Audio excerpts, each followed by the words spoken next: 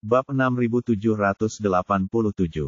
Pagi-pagi sekali pada hari ke-28 bulan ke-12 penanggalan lunar, Charlie dan keluarganya mengemasi barang bawaan mereka dan bersiap untuk pergi ke bandara untuk menikmati liburan langka mereka.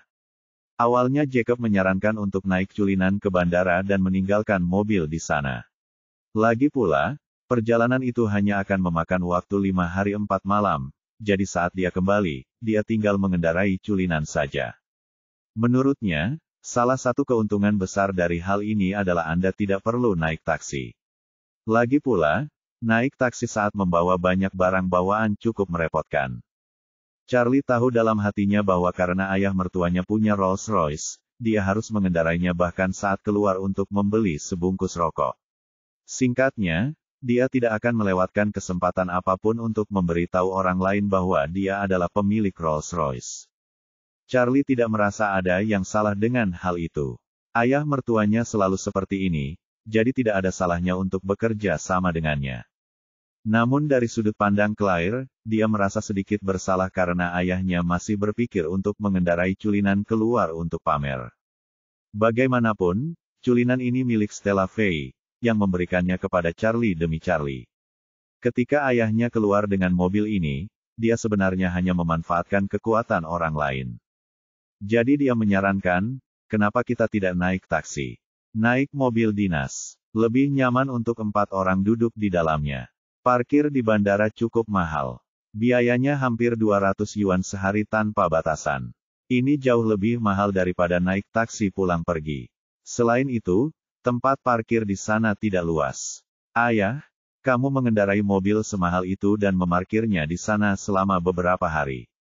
Bagaimana jika mobilnya tergores? Tidakkah kamu akan merasa percaya? Jacob berbohong dan memang benar.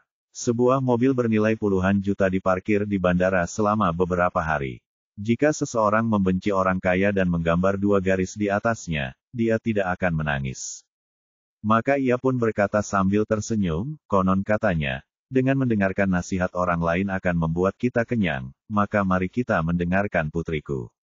Claire mengeluarkan ponselnya dan menelepon kendaraan komersial 6 penumpang dari aplikasi taksi. Setelah mobil tiba, keluarga beranggotakan 4 orang itu menyeret koper mereka ke pintu masuk komunitas dan membawa mobil ke bandara.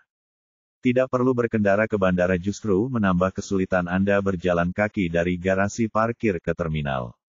Pengemudi memarkir mobil langsung di area keberangkatan internasional, dan kemudian dengan antusias membantu keluarga tersebut menurunkan barang bawaan mereka. Jacob tidak tahu apakah dia hanya berpura-pura atau mengungkapkan perasaannya yang sebenarnya. Dia menghela nafas, oh, memang jauh lebih nyaman daripada mengendarai culinan sendiri. Kalau tidak, kita harus membawa banyak barang bawaan dan datang dari gedung parkir seberang. Sang sopir tidak dapat menahan senyumnya, tetapi tidak berkata apa-apa. Setelah membantu semua orang menurunkan barang bawaan mereka, ia dengan sopan berkata, terima kasih telah menggunakan tutu. Setelah pengemudi pergi, keluarga itu hendak memasuki terminal ketika sebuah Bentley Bentayga kuning kotor berhenti perlahan di samping mereka.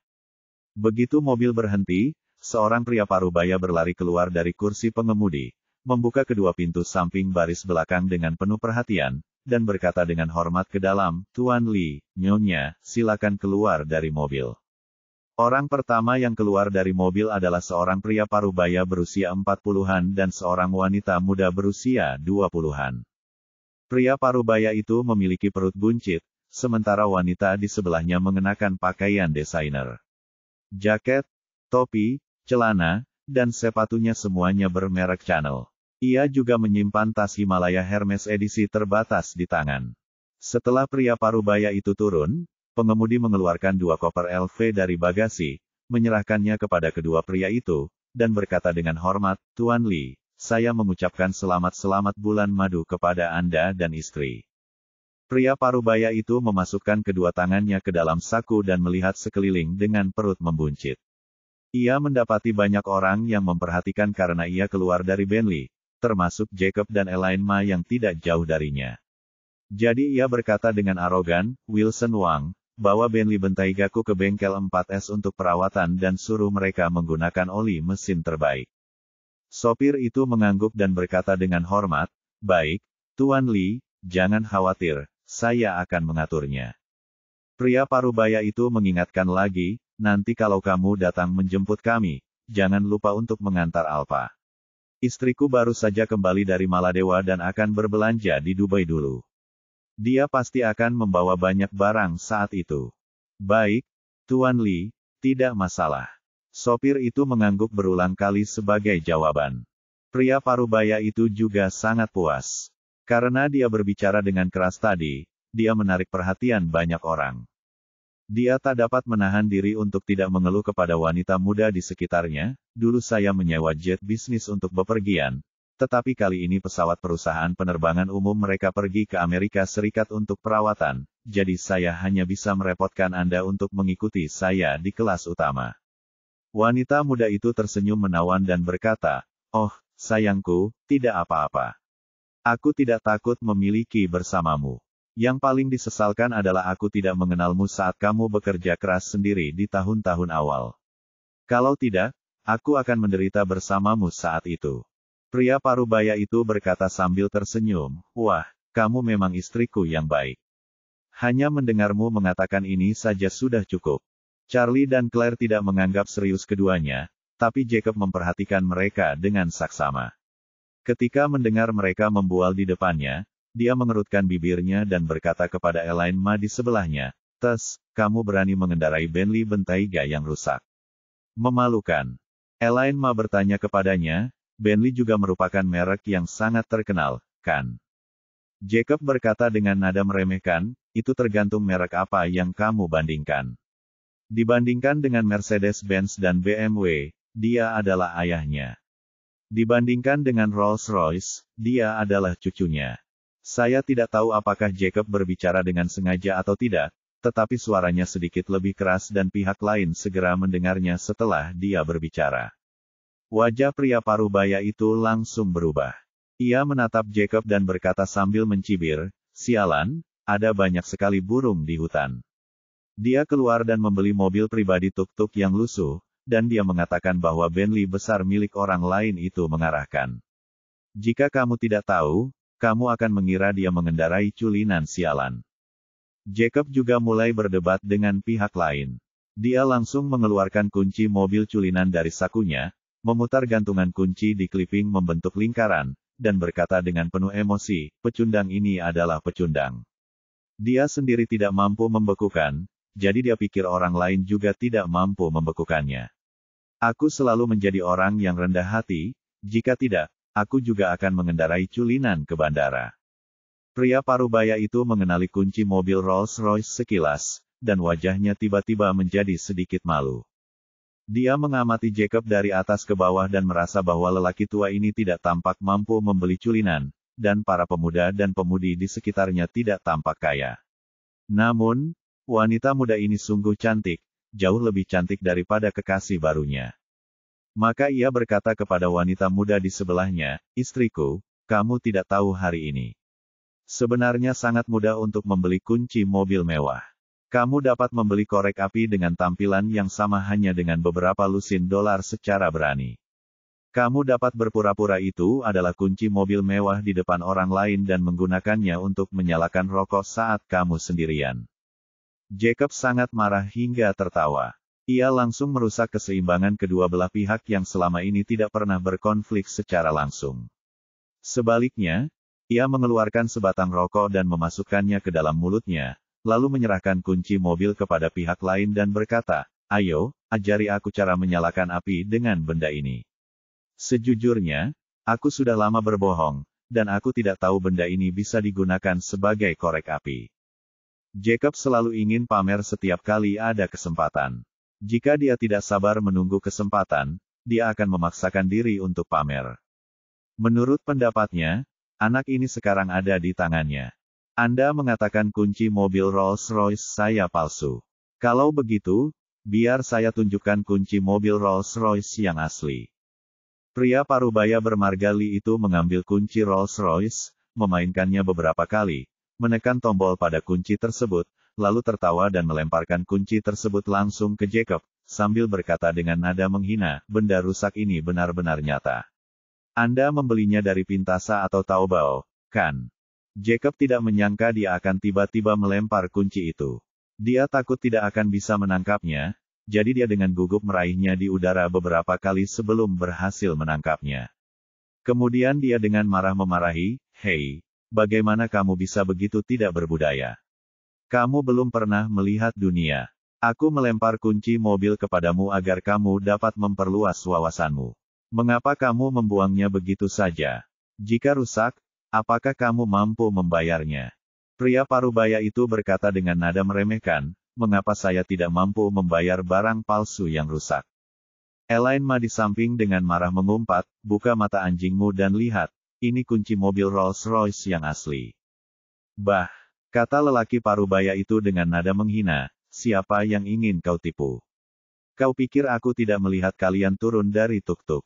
Jacob langsung menegur, "Hari ini aku tidak mau menyetir. Kita akan bepergian ke luar negeri dan menitipkan mobil di bandara. Aku takut mobilku akan dicakar orang lain, jadi aku naik taksi." Pria parubaya itu memutar matanya ke arah pasangan itu dan mendengus, "Kalian bertentangan dengan diri kalian sendiri. Kalian bilang akan pergi ke luar negeri, tetapi kalian tidak menyetir dan malah naik taksi ke bandara. Lalu mengapa kalian membawa kunci mobil? Apa gunanya membawa kunci mobil saat pergi ke luar negeri? Katakan padaku." A. Jacob terdiam sesaat dan tidak tahu harus menjawab apa. Para penonton di sekitar pun ikut menertawakannya, karena walaupun sikap lelaki setengah baya itu sangat nakal dan tidak tahu malu, tetapi apa yang diucapkannya agaknya masuk akal. Karena Anda bepergian ke luar negeri dan tidak berencana untuk mengemudi, tidak ada gunanya bagi Anda menaruh kunci mobil di saku, kecuali risiko kehilangannya. Apakah hanya untuk pamer bahwa Anda menaruh kunci mobil di saku dan membawanya saat bepergian ke luar negeri? Semua orang juga merasa bahwa ini agak tidak sesuai dengan citra pemilik Rolls-Royce. Seseorang yang tega melakukan hal serendah itu kemungkinan besar bukanlah pemilik Rolls-Royce yang terhormat. Melihat Jacob yang terdiam, pria parubaya itu merasa bahwa dia telah tepat sasaran, jadi dia memanfaatkan situasi tersebut dan berkata, "Saya katakan, kamu sudah sangat tua, mengapa kamu masih begitu sombong? Tidak peduli apakah kamu memiliki Rolls-Royce atau tidak, kamu tidak perlu menaruh kunci mobil di sakumu saat pergi ke luar negeri atau naik pesawat, kan?" Setelah itu, dia menepuk-nepuk sakunya dengan kedua tangan dan berkata sambil tersenyum, "Lihatlah aku adalah pemilik Bentley yang sah dan terhormat, tetapi apakah aku membawa kunci mobil? Tidak, aku akan segera pergi ke Maladewa. Apa gunanya aku membawa kunci mobil? Terlebih lagi, aku punya sopir, siapa yang membeli Rolls-Royce dan mengendarainya sendiri? Oh, ngomong-ngomong, kamu cuma mau nunggu pemeriksaan keamanan, terus petugas keamanan minta kamu keluarin semua barang di saku, terus kamu ambil kunci mobil Rolls-Royce dari saku dan taruh di situ, terus kamu merasa bangga, kan?" Jacob berkata kepada anak yang pikirannya sudah ketahuan, tersipu dan keras kepala, Aku tidak melakukannya. Aku tidak sengaja menaruhnya di sakuku." "Bah," lelaki parubaya itu mengerucutkan bibirnya, "Wajahmu merah, siapa yang akan percaya kalau kau berkata begitu?" Setelah selesai berbicara, dia menghela napas dan berkata, "Oh, orang tua, saya sarankan kamu untuk lebih rendah hati saat keluar di masa mendatang, dan jangan membanggakan diri di mana-mana, agar tidak ditertawakan. Anak-anakmu ada di sekitarmu. Bahkan jika kamu tidak peduli dengan wajahmu sendiri, kamu harus mempertimbangkan wajah mereka, bukan?" Jacob bukanlah orang yang berlidah tajam. Setelah mendengar apa yang dikatakan pihak lain, dia merasa tidak punya cara untuk membela diri dan tidak bisa mengungkapkan keluhannya. Dia hanya bisa mengeluarkan ponselnya dan mencari sesuatu. Elaine Ma, yang berdiri di dekatnya, tidak pernah semarah ini sebelumnya. Dia langsung mencubit pinggangnya dan melotot ke arah orang itu, "Aku tidak pamer seperti pengecut dengan mengendarai Bentley yang rusak. Coba tanya orang-orang. Suamiku dulunya adalah wakil presiden eksekutif Asosiasi Kaligrafi dan Lukisan Aurus Hill. Tanya orang-orang di Asosiasi Kaligrafi dan Lukisan. Semua orang tahu dia mengendarai culinan versi 2B." Jacob dengan cepat berkata, "Apa 2B? Itu bukan 2B, itu BB. Versi BB dari culinan." Elaine Ma melambaikan tangannya dengan tidak sabar, bukankah semuanya sama? Maknanya sama. Pihak lain tampaknya tidak pernah menganggap serius Elaine Ma, dan menoleh untuk melihat Claire, tersenyum dan berkata, cantik, mereka berdua seharusnya menjadi orang tuamu, tolong bujuk mereka, mereka sudah sangat tua, jangan terlalu sombong. Setelah berkata demikian, ia memanggil wanita menawan di sampingnya, istriku, ayo kita pergi, kita lewati bea cukai dan pergi ke ruang tunggu kelas 1 untuk beristirahat. Melihat suaminya yang lebih unggul, wanita menawan itu pun merasa sangat bangga dan berkata dengan genit, suamiku yang baik, sudah kukatakan sejak lama bahwa saat kamu keluar, jangan ganggu orang miskin. Kamu tidak bisa menjelaskannya kepada mereka. Pria parubaya itu tertawa, memeluk wanita menawan itu dan berjalan pergi dengan gembira.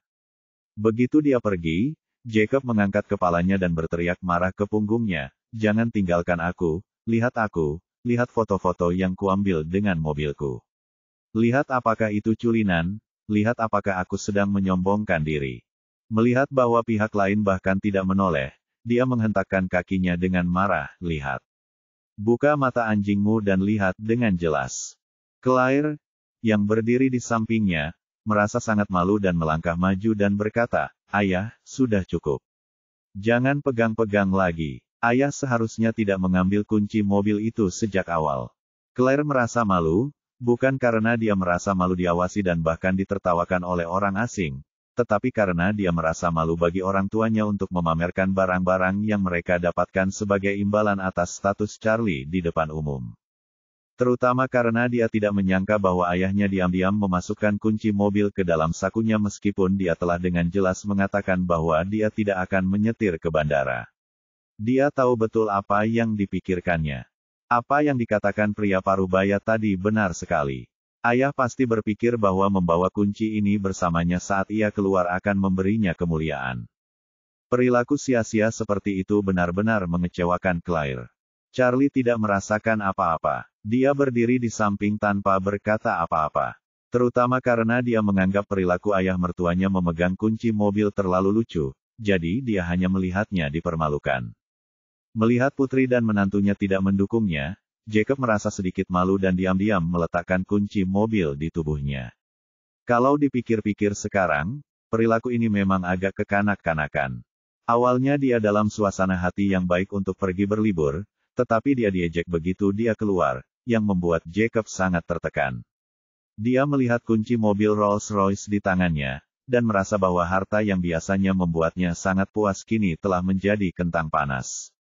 Dia tidak bisa membuangnya, juga tidak bisa menyimpannya.